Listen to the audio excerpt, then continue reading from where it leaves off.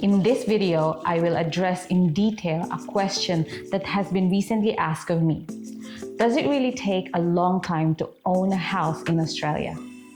Many of us dream of having our own home, so it's best for us to delve deeper into the 4 factors that influence the process of owning a house in Australia. Factor number 1, employment and financial stability. The first factor we need to consider is employment and financial stability. Having a stable job and a good income is crucial to being able to afford a mortgage and meet other financial obligations. I firmly believe that buying a house should be a source of blessing rather than a burden. If your finances are in order and you avoid purchasing a home beyond your means, the entire process of buying a house will be an enjoyable and successful project for you and your family. In our case, we almost made a mistake by rushing into getting a mortgage, especially in 2020 when interest rates and house prices were at their lowest. Many people we knew took advantage of the opportunity to buy homes during that time. However, something didn't feel right for us. We assessed our finances and realized we weren't ready.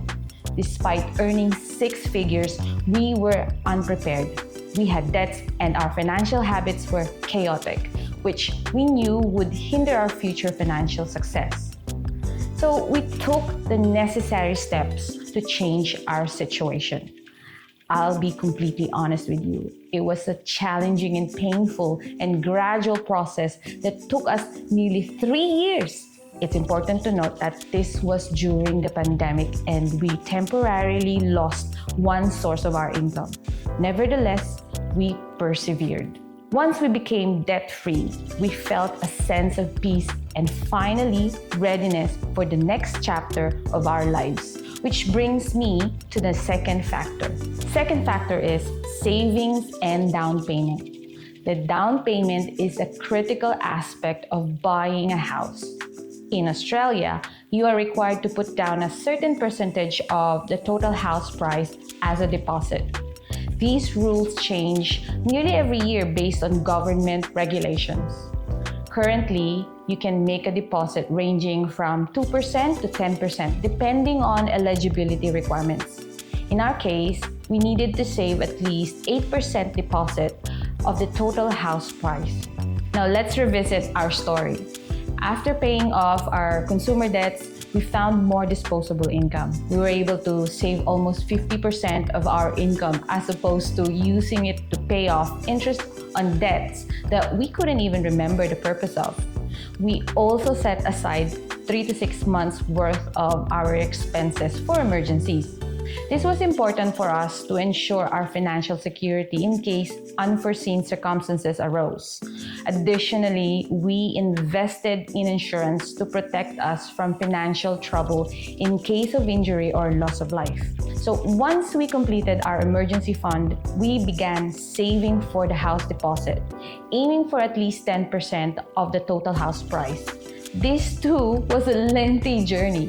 We allocated 12 months of saving to reach our goal, which naturally depended on the type of house we could afford and desired. This brings us to the next factor.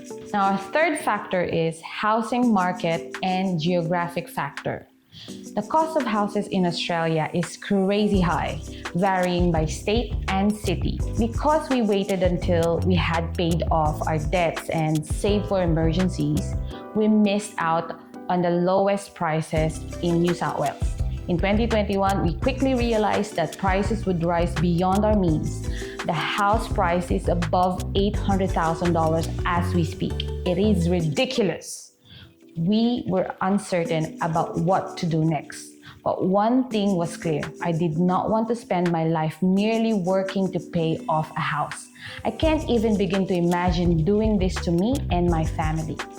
So we then explored different cities where prices are reasonable and lifestyle match our needs. We found and settled on Queensland. Since moving here so far, we have no regrets about that decision as the lifestyle here aligns with our current phase of our lives. With plans to expand our family, Queensland proved to be an ideal choice for this stage of our lives. The last factor is mortgage options and requirements. When it comes to mortgages, obtaining them becomes easier once your finances are in order. In our case, we were intentional about our finances and aimed to pay off our home loan within 15 years. The standard home loan term in Australia is 30 years. Some people pay off their loans sooner while others extend the term. You can also choose between a variable or fixed interest rate. Many homeowners opt for variable rates as these typically get the lowest initial interest payments. But this interest rate could vary on a monthly basis depending on the bank. Given the current trend of rising interest rates, I have no control over the economy or the bank's decision to increase loan rates. This is why we will choose a fixed rate, because I wanted that reassurance that our monthly payments wouldn't suddenly skyrocket in the coming years. In concluding our discussion, it's important to understand that owning a house in Australia is a process that requires intentional planning, financial literacy, and discipline. And of course, a considerable amount of adulting. While not an easy task, it's certainly not impossible. Yes, it's true that housing prices are staggeringly high here. Nevertheless, having a fully paid for house provides sense of security, ensuring that no matter what life throws your way, you'll always have a place to call your own. That's it for now, and I will see you on the next one. Bye!